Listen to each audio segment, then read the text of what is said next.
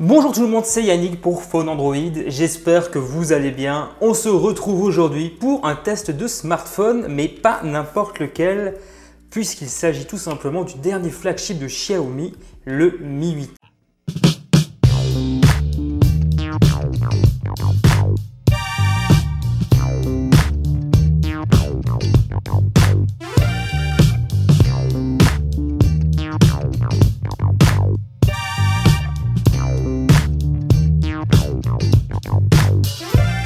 Alors le Xiaomi Mi 8 a été officialisé à la fin du mois de mai.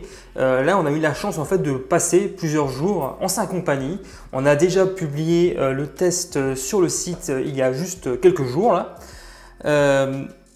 Et c'est un appareil qui nous a énormément emballé, on va pas se le cacher. Vous avez sans doute déjà dû voir les différents tests disponibles sur la toile. C'est un appareil qui a vraiment énormément d'arguments en sa faveur. D'ailleurs, on va le développer tout au long de cette vidéo. On va revenir du moins sur les points principaux. Alors avant d'aller plus loin, on va tout simplement d'abord commencer par un petit peu parler du design de cet appareil. Parce qu'il faut le reconnaître, le Xiaomi Mi 8 a quand même un énorme air de ressemblance avec l'iPhone 10 d'Apple. On y retrouve une encoche qui est aussi large que chez son rival à la pomme. Par ailleurs, le placement de l'appareil photo à l'arrière fait également penser au flagship d'Apple. Cependant, l'appareil a également un petit menton, contrairement là par contre à l'iPhone 10. D'ailleurs, relativement le cas sur la plupart des smartphones Android. Ils ont tous effectivement ce petit menton. Alors, le smartphone est recouvert de verre. Il est en plastique avec un cadre également en aluminium. Moi personnellement je trouve que cet appareil il manque tout simplement de personnalité.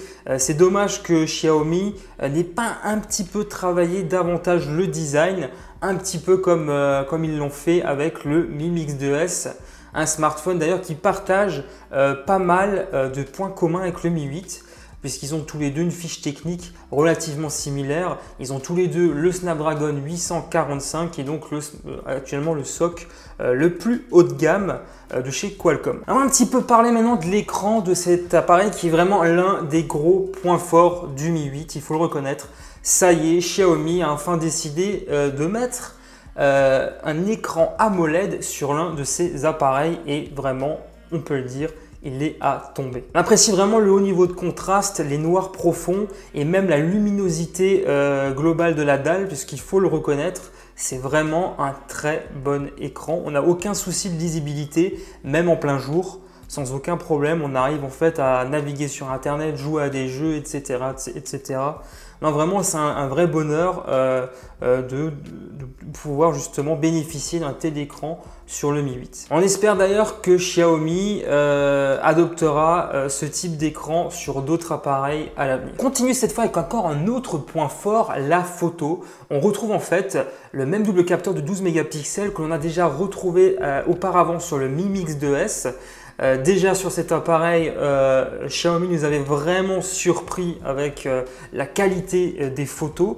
D'ailleurs, DxO ne s'est pas trompé puisque le Mi 8 et le Mi Mix 2S font tout simplement partie des meilleurs photophones du marché actuellement. Le Mi 8 est d'ailleurs mieux classé que le Mi Mix 2S tout simplement parce qu'il y a eu encore des optimisations logicielles qui ont été faites sur cet appareil au moment de sa sortie. Néanmoins, le Mi Mix 2S a bénéficié d'une mise à jour, si je ne me trompe pas, avec MIUI 10 qui sera disponible en septembre. Donc, niveau qualité photo, le Mi Mix 2S et le Mi 8 vont vraiment être à égalité d'ici la rentrée. On sent vraiment cette année que la plupart des appareils qu'a sorti Xiaomi ont vraiment fait un bond en avant en termes de qualité photo. On l'avait d'ailleurs déjà relevé sur un autre appareil milieu de gamme, cette fois le Redmi Note 5. On a vraiment été surpris de la qualité des photos de cet appareil qui pourtant, il me semble, vendu aux alentours de 200 €. Donc vraiment, cette année, Xiaomi a vraiment mis les bouchées doubles sur cet aspect-là, ô combien important pour beaucoup de consommateurs. Alors, les photos en bonne luminosité sont vraiment excellentes, on a vraiment un bon niveau de détail. Xiaomi propose également une fonctionnalité liée à l'intelligence artificielle qui me semble d'ailleurs mieux réussie que sur le Mi Mix 2S. J'ai d'ailleurs mis en fait des exemples dans le test complet dont le lien est dans la description. avec l'IA et sans l'IA pour qu'on puisse en fait bien voir les différences qu'il y a au niveau des clichés. Alors globalement, l'IA, qu'est-ce que ça apporte? En fait, vous avez la reconnaissance de scène. Par exemple, vous voulez photographier un bâtiment, il va le reconnaître automatiquement et adapter les différents réglages de l'appareil. S'il le fait également avec les fleurs, d'après ce que j'ai pu constater, et avec un plat. Donc, qu'est-ce qui se passe exactement? Tout simplement, les couleurs sont plus vives et la luminosité est également plus forte, en tout cas de ce que j'ai pu voir. Dans tous les cas, c'est tout simplement l'un des meilleurs appareils photo sur smartphone à l'heure actuelle.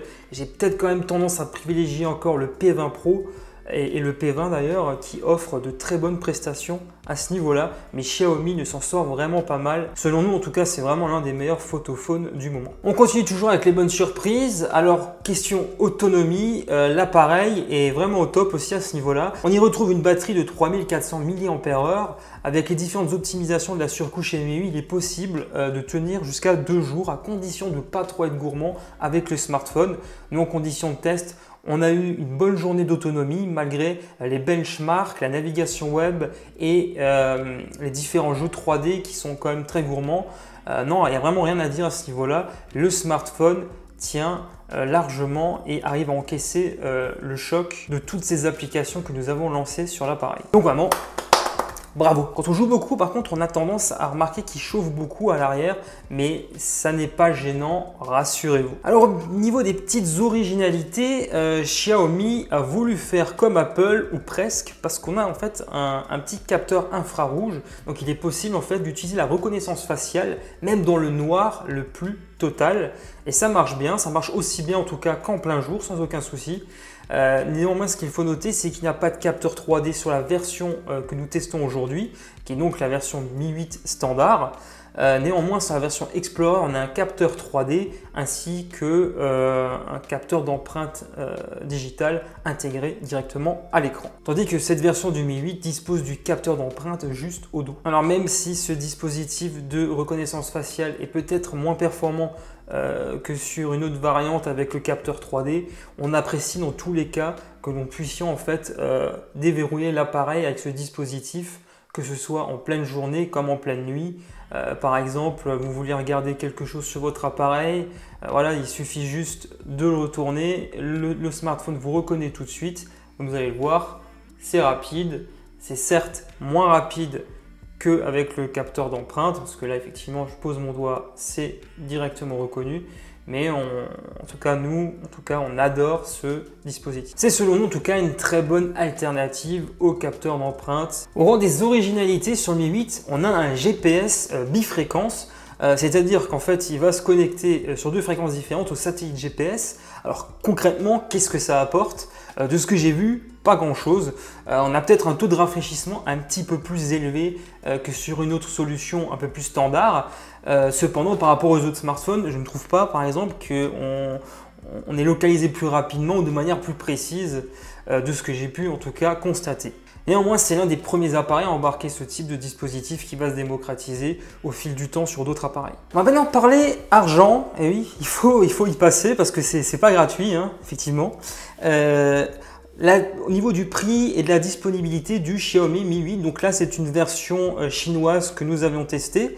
Donc la ROM fonctionne en anglais à ce niveau-là, mais on peut également donc installer une version globale par exemple. À l'heure actuelle, il n'y a que la version stable de MIUI 9.5 qui est disponible. On peut également participer à la bêta de MIUI 10 qui propose d'ailleurs des changements assez profonds au niveau de l'interface.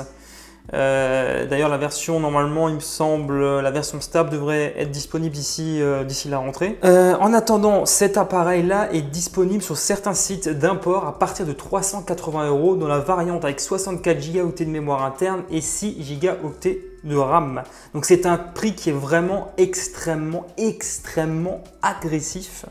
Il me semble pas qu'il y ait d'appareil avec un tel rapport qualité-prix qui soit proposé actuellement. En France, il faudra s'attendre à ce que l'appareil soit peut-être un petit peu plus cher. On peut penser qu'il puisse coûter entre 400 et 450 €. Pour le moment, on n'en sait rien. Il devrait être disponible dans le courant du mois d'août, selon nos dernières informations. Donc on en saura certainement davantage dans les prochaines semaines. Donc voilà pour conclure sur ce fabuleux, ce magnifique Xiaomi Mi 8. Alors que penser de ce flagship? Que des bonnes choses. En tout cas, nous, il nous a emballés, il est venu et il les a tous vaincus. Parce qu'en fait, pour nous, il a un rapport qualité-prix vraiment incroyable, ce petit Mi 8. Et Xiaomi n'a fait quasiment aucun compromis vraiment important sur cet appareil-là. Certes, certains diront qu'il n'est pas étanche ou qu'il n'a pas de port jack. C'est vrai, ça peut être on va dire des petits défauts par rapport à d'autres appareils. Mais bon, on retrouve actuellement beaucoup de smartphones haut de gamme qui partagent les mêmes défauts. Nous, par contre, si on doit chipoter, c'est peut-être au niveau du design parce que par rapport au Mi Mix 2S qui nous paraît beaucoup plus original sur ce point-là, et ben Xiaomi nous a peut-être un petit peu laissé sur notre faim parce qu'au final, il est assez quelconque, il ressemble quand même à beaucoup d'autres appareils. Donc, on aurait peut-être aimé qu'il y ait un petit peu plus de personnalité, une touche, on va dire, esthétique qui permet, on va dire, de le reconnaître au premier coup d'œil. Mais bon, on ne peut pas en tout cas trop en vouloir à la marque concernant ce point-là en particulier. Donc il a un appareil photo au top, des performances vraiment incroyables, une bonne autonomie également. Non, vraiment cet appareil a pour nous en tout cas que des avantages. Voilà, on arrive maintenant à la fin de cette vidéo. Je tenais également à vous remercier pour votre fidélité puisque vous êtes de plus en plus nombreux à nous rejoindre sur la chaîne YouTube. Il n'y a pas si longtemps, on avait dépassé le seuil symbolique des 30 000 abonnés. Et pour ça, on vous dit merci et on vous fait plein de gros bisous. Merci, merci, merci. Voilà, donc je vous remercie de m'avoir suivi. Mettez un pouce en l'air. N'hésitez pas également à nous mettre un petit commentaire en dessous de la vidéo pour nous dire également ce que vous pensez de cet appareil. Les liens pour nous suivre ainsi que le lien pour accéder au test écrit complet sont dans la description. Pour ma part, je vous dis à très bientôt dans une prochaine vidéo. D'ici là, portez-vous bien. Allez, ciao tout le monde. Tiens d'ailleurs, je vais un petit peu vous spoiler, mais bientôt on aura un nouveau petit test à vous proposer sur le site. Le Mi Band 3.